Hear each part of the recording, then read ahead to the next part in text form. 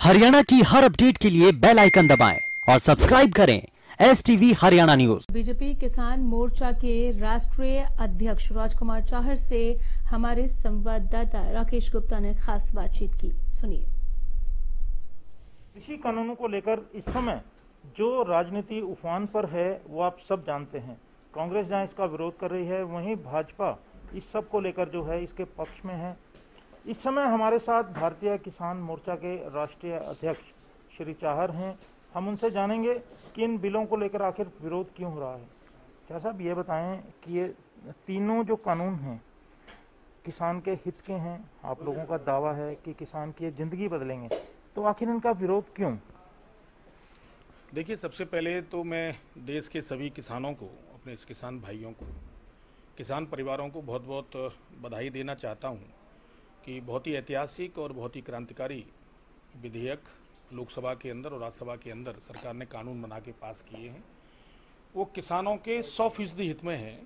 वो केवल किसानों के हितों को ध्यान में रख के वो विधेयक लाए हैं। किसानों के जीवन को ऊंचा उठाने के लिए, किसान की आय को बढ़ाने के लिए, किसान को उन्नति के रास्ते खोलने के लिए। और इन बिलों के आने के बाद निश्चित रूप से किसान के जीवन में एक आशान्वित एक परिवर्तन आएगा और किसानों को एक बड़ा लाभ आने वाले समय में मिलने वाला है। चाचा, मैं टोकना चाहूंगा आपको। ये आपने कहा कि बड़ा लाभ मिलेगा, उनका जीवन परिवर्तन होगा, कैसे होगा ये बताएं। वहीं आपने अभी ये कहा था कि कुछ विरोध हो रहा है, तो कुछ राजनीतिक दल, जिसमें विशेष रूप से सबसे पहले कांग्रेस ने एक भ्रम की स्थिति पैदा करने की कोशिश की और उसके बाद कुछ अन्य दलों ने भी उसको साथ में वो खड़े हुए।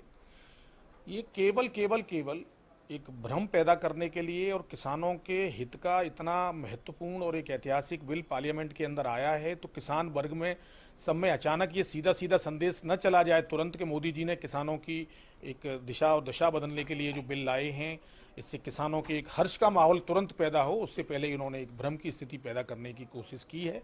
लेकिन भ्रम बहुत ज्यादा नहीं चलता है। अब ये बताएं कि जिस तरह से कांग्रेस जो है लगातार विरोध कर रही है, भाजपा ने कांग्रेस के विरोध को कॉम्बैट करने के लिए कोई प्लान बनाया है, कोई किसान जन जागरण के लिए कोई कार्यक्रम बनाया है? देखिए, कांग्रेस पार्टी का विरोध राजनीतिक है।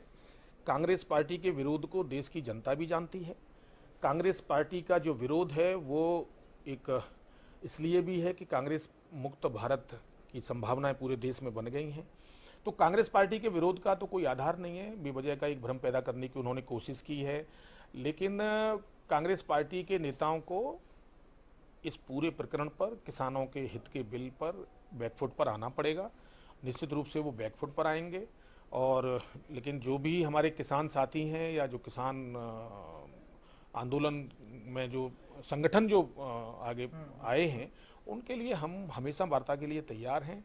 और रही बात जन जागरण की, तो अगर ये भ्रम की स्थिति नहीं भी पैदा होती, तब भी भारतीय जनता पार्टी का जो किसान मोर्चा है, किसानों के हित का बिल आया है, तो सरकार की उपलब्धियों को लेकर गांव-गांव जाना, किसानों के बीच में जाना, ये तो हम वैसे भी जाते, क्योंकि अब इन्होंने भ्रम पैदा किया है, तो उसके लिए हम थोड़ा जल्दी जाएंगे।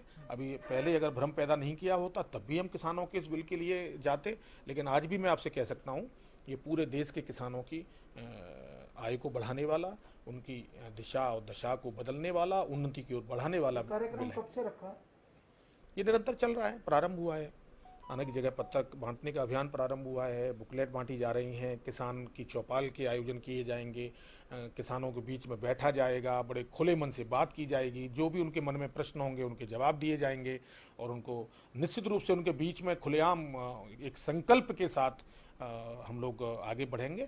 और किसान के लिए और देश के 125 करोड़ 130 करोड़ जनमानस के लिए देश के प्रधानमंत्री माननीय नरेंद्र मोदी जी का पूरा समय है और जो भी उनसे जनता के हित में बन सकेगा वो प्रधानमंत्री जी करेंगे। शुक्रिया।